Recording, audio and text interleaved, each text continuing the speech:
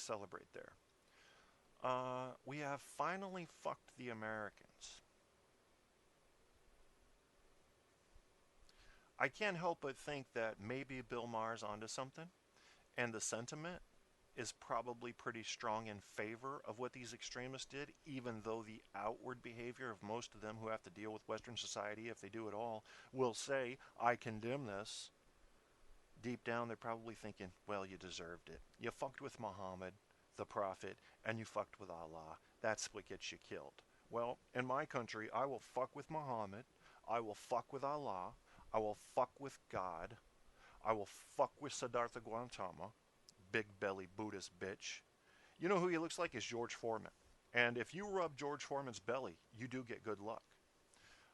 Fuck them all. I have to be able to say that. Do I really feel it? No, I don't. I don't hate your religion. I just have to insist that I have the right to say whatever I want to say about it. And I have to exercise that right. And I think if you don't exercise that right, you're not truly free. You might say you believe in the cause. You might even be willing to fight to defend it. But are you ballsy enough to come out and say it? I don't know. Maybe it's a bad idea. Maybe this is where someone is more interested in saving their lives than they are exercising their rights. But what life do you have if you can't exercise your rights? Those are imagined freedoms, my friends. If you want to see freedom materialize, you have to go find out where the limit is.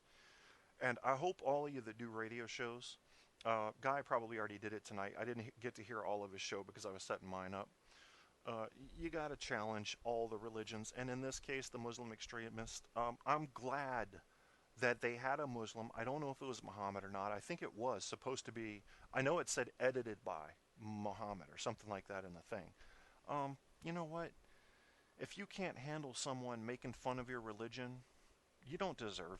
You just don't deserve any of the protections a democracy offers you in the way of freedom of speech, because you're not embracing them. You're not behind it. You're against the game. You're against the grain entirely. Why are you there in an area where your worldview cannot be matched by the government or public policy? Either do something to change it through legal action or get the fuck out. No, I think we'll just go shoot up some brothers. That's weak, man. That's what pussies do. Yeah. I mean, at least with the guys on 9/11, you got to admit it does take a little bit of balls to fly a plane into a building. Personally, I think we all know that there's not going to be any pain, so it doesn't take that much courage. I mean, I've jumped out of a plane a couple times before. That takes a little bit of courage, because everything in your brain is saying, don't do this. You're sitting on a plane. It's operating perfectly fine. There's something screaming at you. I mean, I wasn't actually hearing the words, but my brain was, all the sensors were firing the first time I jumped out of a plane that said, don't do this. We're 12,500 feet up in the air. You're about to jump out of a plane and fall for a mile before you even open your chute, and we have no guarantee that's going to work. But I jumped. You got to jump, folks. Eventually, you have to make the decision you're going to jump. How free are you tonight? Are you really free? Are you just saying you're free, but you won't go out there and exercise your freedom of speech? At what point does saying something like bomb in an airport or fire in a theater cross from that's just tacky to, well, that's illegal? And even if it is tacky, if it's legal, why don't people do it to test the limits of their freedom? Because that's the only way you can find those boundaries. You're being sold an illusion of freedom in America. Freedoms are shrinking every day in America. And it's not due to big government or secret organizations. It has a lot to do with population. The more people you start crowding into the smaller areas, everybody gets offended. Everybody, oh, you can't smoke in that apartment building because I live 13 floors above you and I might smell it and that'd make me allergic. I'll sneeze and the cat will fucking jump out the window and my pussy will ache. So when you start crowding people together, their issues become your issues. But we're seeing it a lot. I mean, think about it. What, 1920, 1930? You get in a car and drive drunk, you're good. Go ahead if you can get where you're going. Yep. Remember, this was before blacks were even allowed to vote. So you do have that. Uh, Logic, fairness, laws, constitutions, these things only work when you first define them, because there's not room for ambiguity in something as strong and meaningful as a country's constitution. You need to explain the fucking thing and have everybody agree on what it means, then live by it. Secondly, you have to go do those things it says you can do. Or what proof do you have that those freedoms really exist? You have none. I mean, maybe you could watch somebody do it once in a while. Maybe you could ride in the wind of the sails of what someone's doing like me right now and challenging any religion out there. Ultimately, though, you're never going to be totally free until you're willing to exercise your freedoms. And it isn't easy, and it isn't always fun, and it is rather dangerous. But you got to do it, or you don't have them. So here's what I want you to do. If you're not willing to go out and say, fuck the Prophet Muhammad, you're not willing to say that? I want you to redefine freedom in your book, because you don't have true freedom. You have a TV dinner version of freedom. Yeah, it tastes good. It's a quick, easy fix, but it's not a meal. It's something. It's processed this and a little bit of additive and preservative that, but you don't have a full meal there in front of you. You know, where you kill the cow and fry the fucker up and throw shit on the... I'm eating, I don't know what this part is, I'm just eating that too. You got to go out and exercise it, or you don't have it. It's imagined.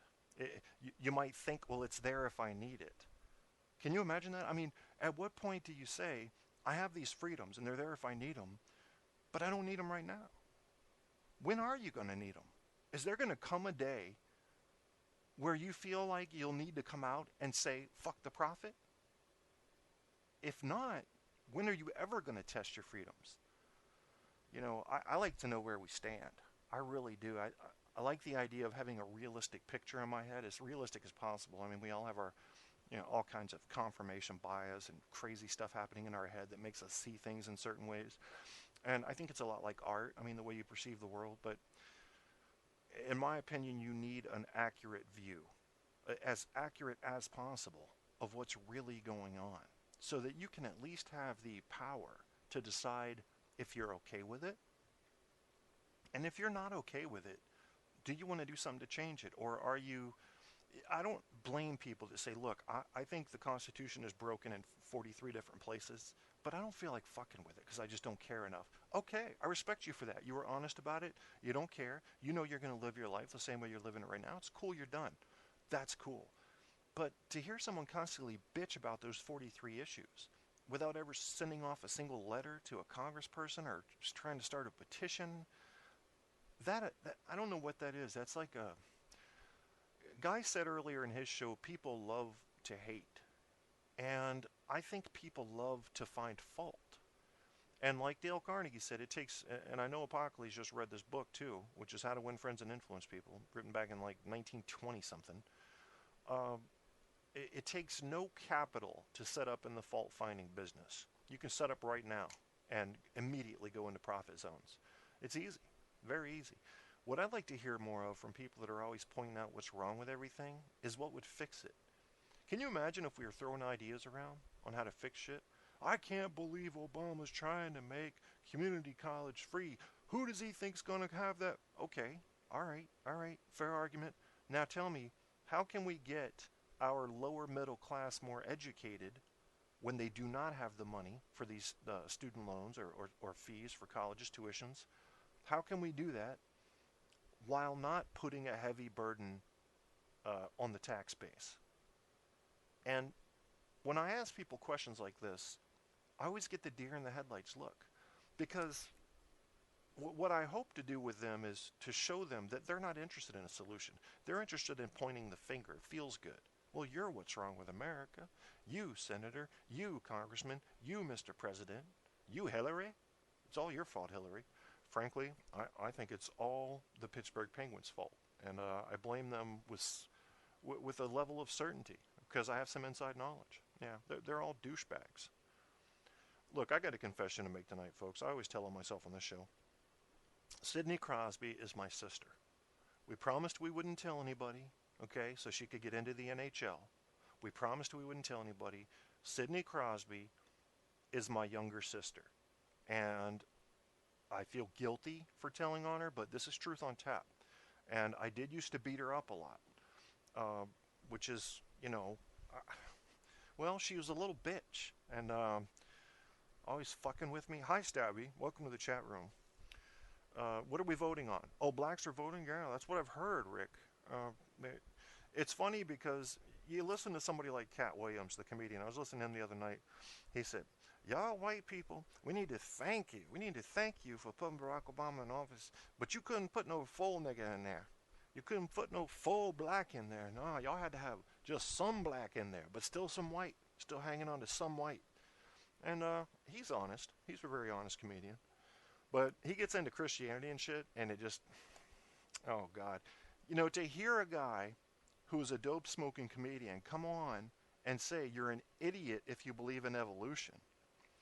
Because they say we came from monkeys, and they still monkeys. Explain that. That means you haven't gotten into the textbooks very deeply, Kat. So I would say, stick to comedy. Stay out of trying to sound smart, or too smart. And make people laugh. But once you say something like that, you're putting yourself into a category where people of moderate or higher intelligence, like myself, will say, you're a fucking idiot. Why did you just reveal that about yourself? All you had to do was read a 3 or 4 page article to understand evolution. That's really all you have to do. I mean, if you look at the skeletons that we find over the hundreds of areas on Earth where there's archaeological digs going on, it's so simple. It's like connect the dots. You can actually see in a kind of a freeze frame way the evolution of a given species. So it's just shitty. It's just dumb. Come on, guys. Don't believe in... Just fucking look at the science. Fuck all the religious shit. Fuck all the political shit. Science is where it's at. Science is where you're going to have your evidence. That's where you get your fucking truth from. That's my secret, okay? I get my truth from science. Yeah, math is the ultimate truth. In fact, math is considered the only universal language. If we were ever to speak with aliens, they say we would need math. Pythagoras, who was a famous mathematician and philosopher, you may have heard of the Pythagorean theorem. I can't say that word, but Pythagoras was his name. He believed that math pretty much ruled everything, and that if you looked closely enough, you'd find math in anything, and that even music was all about math, and that everything in our perception and in the universe was really from a root of mathematics, and very interesting shit there. It's true that perception affects just about everything else. I mean, even when you get in a laboratory under the bright spotlights and you can repeat something 9 out of 10 times, you still can't be sure that that's absolute. It's just, it's what we live with. You guys know this. You more intelligent people know this. We live with a world full of most likelies. You got to have a bunch of most likelies. This is most likely true. You can never really have total certainty because you can't even be sure we're here right now. You can't be sure that it's not something like the Matrix or something even stranger that we haven't even conceived of yet. You can't be sure that we're not moving backward in time. That fucks with people's head when I say that, but it's true. We could be gradually moving backward in time on a cycle, like a heartbeat, and unlearning and unspeaking and unwriting and undoing as we go. Time is not a slave to anybody. It can move back and forth. And because of how weird shit could be, there should always be some doubt in your mind about anything you think you know. All I know is that the most accurate view you can get of this world around you right now and the universe, as we're starting to dig into it a little bit, is science. It's the best we've got. I mean, when you look at the way data is collected and processed and the brightness of the people that are processing this information, on the wide scale, there's always exceptions. Science is the best we got going. And that is math. I mean, I put math in there. Stabby has a Rasta-colored Transformers type Tron thing going on there with his icon. Do you smoke pot, Stabby? Because I'm not trying to make judgments, but I can imagine how you might expand your mind that way. So you've heard Cat Williams' stupid shit on evolution. You know, why does he have to say some shit like that? He's so funny if he just sticks with comedy. And he could go on